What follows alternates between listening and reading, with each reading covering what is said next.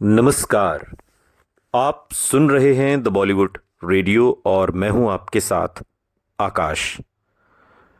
दोस्तों, किस्सा राजेश खन्ना का है और राजेश खन्ना की पहली सुपरहिट फिल्म आराधना के ठीक बाद का ये किस्सा है। कोई समझ ही नहीं पाया कि आराधना को कैसे देखा जाए। राजेश खन्ना तो सबसे कम, वो सिर्फ शुक्रगुजार थे कि आखिरकार लहरों का बहाव पलट गया था और हालात बेहतर नजर आ रहे थे।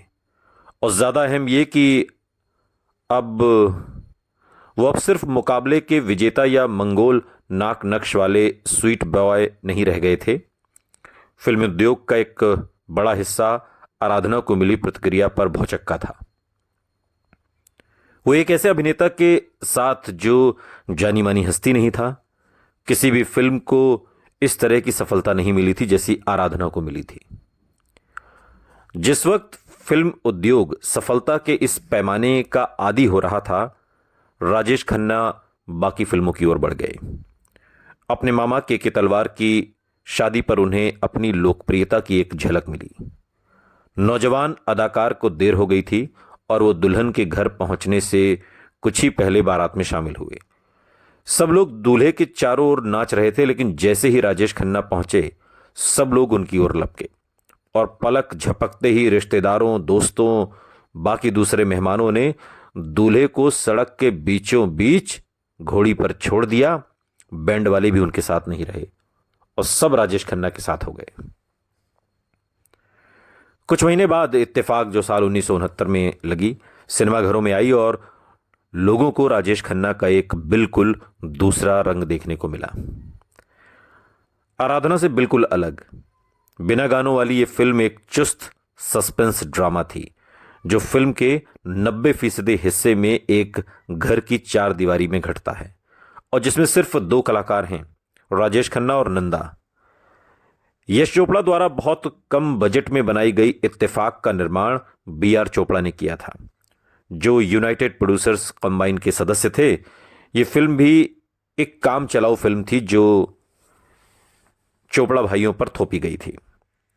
सारा बानो के मौजूद न होने की वजह से यश चोपड़ा की आदमी और इंसान की शूटिंग रुक गई थी और फिल्म फिर यूनाइटेड प्रोड्यूसर्स कंबाइन का मुकाबला जीतने की वजह से चोपड़ा भी जानते थे कि राजेश खन्ना के साथ उन्हें एक फिल्म बनानी है और राजेश खन्ना उसे करने के लिए इकरारनामे से बंधे हुए थे। लेकिन उन्हें इत्तेफाक करने में कोई खास दिलचस्पी नहीं थी। इत्तेफाक का छोटा और एक नए तजुर्बे वाला ढांचा शायद आखिरी खत की याद दिलाता था। इस फिल्म का विचार बी आर चोपड़ा की बिना गानों की अदालत के सेट वाली कानून से उपजा था, लेकिन यह मुख्यतः जॉन वुडवर्ड स्टुअर्ट विटमैन की रोमांचक film Signpost to Murder, जो 1964 में आई, उससे भी प्रेरित थी। 30 दिन से कम में बनी और ऐलान के 3 महीने के अंदर रिलीज होने वाली यह फिल्म आराधना के साथ साथ चल पड़ी। आराधना की दोहरी भूमिकाओं और इत्तेफाक ने दर्शकों को एक साथ ही राजेश खन्ना का हुनर देखने का मौका दे दिया। यह अदाकार एक रोमानी पायलट की भूमिका में भी उतना ही सहज था जितना अपनी पत्नी की हत्या के दोषी मानसिक रूप से अशांत आदमी की भूमिका में।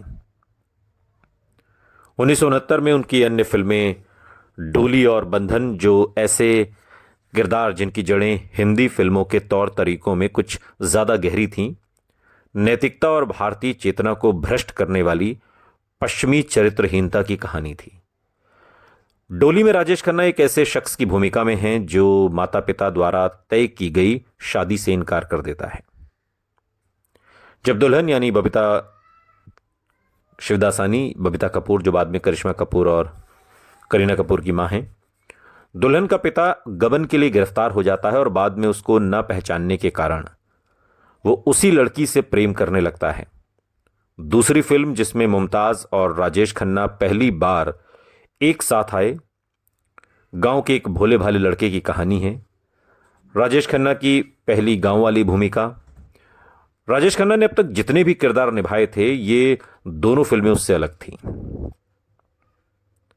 और हालांकि दोनों में राजेश खन्ना ने ही काम किया था, केवल आराधना और इत्तेफाक के आगे ही छोटी नहीं पड़ी, बल्कि उसके बाद आने वाली फिल्मों के आगे भी। राज खोसला की दो रास्ते 1969 में आई और एक मध्य वर्गीय परिवार के सामने आने वाली मुसीबतों की जांची परखी कहानी के साथ ही राजेश खन्ना एक असली बड़े अभिनेता के रूप में सामने आए। औरत की तरह दो रास्ते में राजेश खन्ना को सबसे अच्छा किरदार मिला था और पहली फिल्म से विपरीत इस पटकथा उनके किरदार के नजरिए से थी। राजेश खन्ना ने किरदार को पूरी तरह अपना लिया और उनकी अदाकारी बढ़िया संतुलन का नमूना है। राजेश खन्ना के किरदार में सतह के नीचे दबे तेज उबलते रोश के साथ लक्ष्मीकांत प्यारेलाल की लयात्मक धुनों, भावुक मसलन ये रेशमी जुल्फें ये शरबती आंखें से लेकर रोमानी छुप गए सारे नजारे के दिन में रात हो गई, लता मंगेशकर का गाया गाना, और दुख भरे कि मेरे नसीब में है दोस्त, किशोर कुमार की आवाज में, ये सारे पैकेज को अनोखे ढंग से लुभावना बना देता है। दो रास्ते एक सुपरहिट फिल्म साबित हुई और आराधना और इत्तेफाक के साथ उनकी सफलता ने राजेश खन्ना के भविष्य को लेकर कोई संदेह नहीं छोड़ा। वो 3 साल से फिल्मों में थे, लेकिन अचानक से रातों रात एक सनसनी तो वो अब बने थे और ये सिलसिला आगे यूं ही चलने वाला था। राजेश खन्ना सितारा बनने के कगार पर थे। छठा दशक भारत के लिए खास अच्छा नहीं रहा। 1962 में भारत चीन सीमा पर चीन से मिली अपमानजनक हार ने पूरे देश को निराश कर दिया था। देश के पुराने रखवालों की योजनाओं पर शक करने के साथ साथ देश में अपने पर अविश्वास के बादल भी छा गए थे।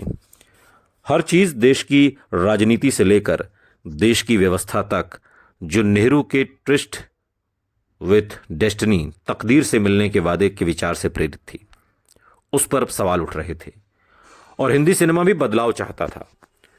हालांकि बंटवारे के बाद के सितारों की दूसरी पीढ़ी भी पुराने ख्यालों से प्रभावित थी, फिर भी जंजीरें टूटने के इंतजार में थीं।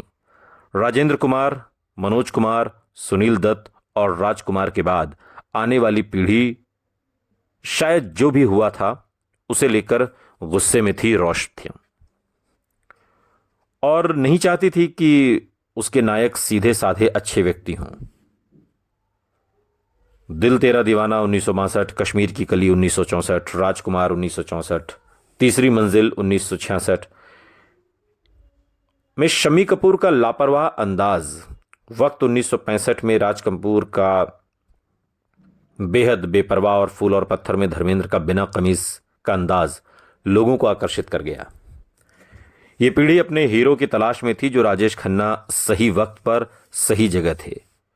Film fair United producers combine ने उन्हें वो बना दिया जिसके साथ आम आदमी फौरन जुड़ सकता था और उनकी ऐसी भूमिकाएं निभाने जिनमें आम आदमी गत्ते का पुतला नहीं था, इस जुड़ाव को और भी मजबूत कर गया। वो देश के लिए डॉक्टरी नुस्खे की तरह थे, एक ऐसा आदमी जो अपने बीते कल पर शर्मिंदा नहीं था और जो उसे खुद को रौंदने नहीं देगा। आजादी के 2 दशक बाद राजेश खन्ना पहले अभिनेता थे जो सही मायनों में सबसे अलग थे। हो सकता है उनका रंग ढंग पुराने अभिनेताओं से मिलता जुलता हो, लेकिन था विशिष्ट रूप से उनका अपना। वो एक प्रशिक्षित अभिनेता थे जो फिल्मों में हाव भाव की अहमियत को समझते थे और ऐसी देख से कम नहीं थे जिसमें कुछ टुकड़े राज कपूर के, कुछ दिलीप कुमार के, कुछ देवानंद के मिल गए हों। एक ऐसा नया व्यक्तित्व गढ़ने की कोशिश राजेश खन्ना में दिखती है जिसकी किस्मत में सबसे ज्यादा चमकना लिखा था। 1970 में रिलीज होने वाली उनकी पहली फिल्म खामोशी में राजेश खन्ना को ऐसा किरदार मिला जिसने उन्हें एक अदाकार भी बनाया और एक सितारा भी। ब्लैक एंड व्हाइट फिल्म खामोशी निर्देशक आसित सेन की अपनी ही बंगाली फिल्म दीप जले जय का रीमेक थी और उसमें गुलजार साहब के लिखे गए और हेमंत कुमार, जो फिल्म के निर्माता भी थे, द्वारा संगीतबद्ध कुछ बेहतरीन गाने थे। राजेश खन्ना ने एक बार खुद को एक नायिका प्रधान पटकथा में पाया जिसमें शायद गाइड जो 1965 में आई थी उसके बाद वहीदा रहमान का सबसे उम्दा काम है। फिल्म में स्पष्ट रूप से केंद्र में वहीदा रहमान के होने के बावजूद भी राजेश खन्ना ने यादगार अभिनय किया, जिसका किशोर कुमार के बार बार याद आने वाले एक गीत है, वो शाम कुछ अजीब थी। इस गीत के कारण बीतते वक्त के साथ भी असर इसका कम नहीं हुआ। फिल्म की गहरी उदासी, कमल बोस के कैमरे में केवल एक रंग में कैद और तुम पुकार लो हेमंत कुमार, या फिर हमने देखी है उन आंखों की महकती खुशबू लता मंगेशकर की आवाज में, इन गीतों ने खामोशी फिल्म को एक कमाल की फिल्म बना दिया। राजेश खन्ना ने खामोशी के बाद द ट्रेन 1970 में जो आई इसे किया, और जो बॉक्स ऑफिस पर एक मामूली फिल्म शुरुआती दिनों में साबित हुई, लेकिन उन फिल्मों से हटकर थी जो अब तक वो करते रहे थे। एक तेलुगु रहस्य रोमांच वाली फिल्म नीलगिरी एक्सप्रेस जो 1968 में आई थी, द ट्रेन उसी का रीमेक थी। ये राजेश खन्ना के लिए एक नए प्रकार की फिल्म थी जिसमें उन्होंने एक जासूस की भूमिका निभाई। शायद राज फिल्म के बाद ये उनकी पहली फिल्म थी जिसमें उन्हें स्पष्ट रूप से हीरो होने का मौका मिला। उन्हें नंदा के साथ भूमिका दी गई थी, जिसने वास्तव में राजेंद्र कुमार को, जो फिल्म के सह निर्माता थे, उनके नाम का सुझाव दिया था। फर्ज में जितेंद्र की जासूस गोपाल की भूमिका से विपरीत राजेश खन्ना की भूमिका का श्याम तड़कता भड़कता किरदार नहीं है और न ही दिलफेंक है।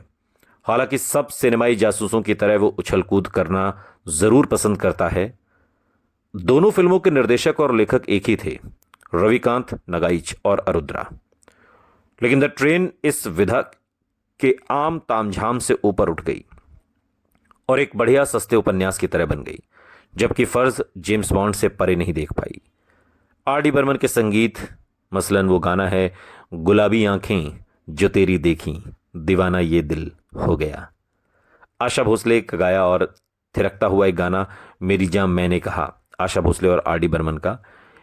और जो पृष्ठभूमि में संगीत जो ज्यादा नाटकीय नहीं था, उसने भी द ट्रेन को फर्ज से ज्यादा समय तक याद रहने वाली फिल्म बना दिया और राजेश खन्ना इन फिल्मों के सहारे बॉलीवुड में, हिंदी फिल्म इंडस्ट्री में टॉप पर पहुंच गए। सुनते रहिए द बॉलीवुड रेडियो, सुनता है सारा इंडिया।